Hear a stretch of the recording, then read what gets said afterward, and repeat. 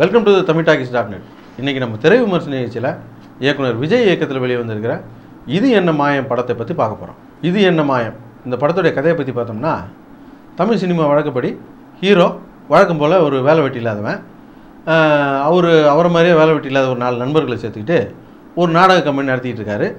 அந்த நாடக கம்பெனியில் பைசா பேராதனால இனி இதை வச்சுட்டு ஒன்றும் பண்ண முடியாதுன்ட்டு ஏதாவது புதுசாக பிளான் பண்ணுவோம் அப்படின்னு பிளான் பண்ணுறாரு.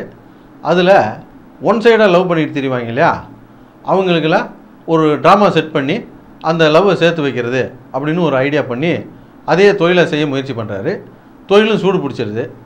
இந்த சூழ்நிலையில் அவர்கிட்ட ஒரு பணக்கார பையன் வந்து, நான் ஒரு பொண்ணை லவ் பண்ணுறேன், அதை சேர்த்து வைங்க அப்படின்னு வந்து வர்றான். அந்த பையன் சொல்கிற பொண்ணு யாரானா ஹீரோவுடைய முன்னாள் காதலி. இப்போது ஹீரோ அந்த பையனோட சேர்த்து வச்சாரா அல்லது ஹீரோ சேர்ந்துட்டாரா அப்படிங்கிறத இந்த படத்துடைய கதை. தமிழில் இந்த மாதிரி 1 லட்சம் படம் வந்திருக்கு. இது லட்சத்தி வராத படம். ஹீரோ ஒரு பொண்ணை லவ் பண்ணுவார், ஹீரோவை இன்னொரு பொண்ணு லவ் பண்ணும். இவங்கெல்லாம் ஒரு கட்டத்தில் பிரிஞ்சிருவாங்க. பிரிஞ்ச எல்லோரும் ஒரு கட்டத்தில் ஆளுக்கு ஒரு ஃப்ளாஷ்பேக்கோடு வந்து சேருவாங்க. ஃப்ளாஷ்பேக் முடிய படமும் முடிஞ்சிடும். இதை தான் திரும்ப இந்த படத்தை எடுத்து வச்சுருக்காங்க. அதே ஃப்ளாஷ்பேக்கு, அதே நாடகத்தனமான சீன்கள்லாம். இந்த படத்தில் வந்து குறிப்பாக நாடகம் நடத்தி எல்லாரையும் சேர்த்து வைப்பாங்க. அந்த நாடகம் நடத்துகிற சீன் பூரா நாடகம் மாதிரியே தான் இருக்கே தவிர கொஞ்சம் கூட இயற்கையாகவே இல்லை. அதுவும் போக இந்த படம் ஒரு லவ் ஸ்டோரி.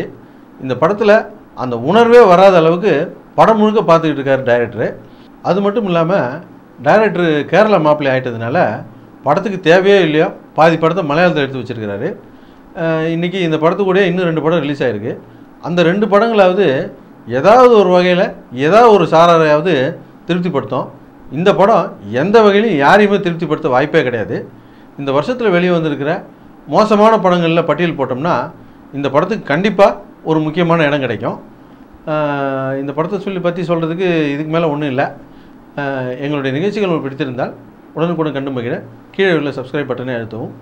எங்களுடைய நிகழ்ச்சிகள் உங்களுக்கு மிகவும் பிடித்திருந்தால் உங்களுடைய நண்பர்களுக்கு ஷேர் செய்யவும். நன்றி, வணக்கம்.